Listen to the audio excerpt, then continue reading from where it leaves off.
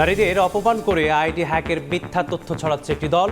ভোটে জবাব দেওয়ার আহ্বান তারেক রহমানের। গণনায় দেরির নামে ষড়যন্ত্র প্রতিহতের ডাক।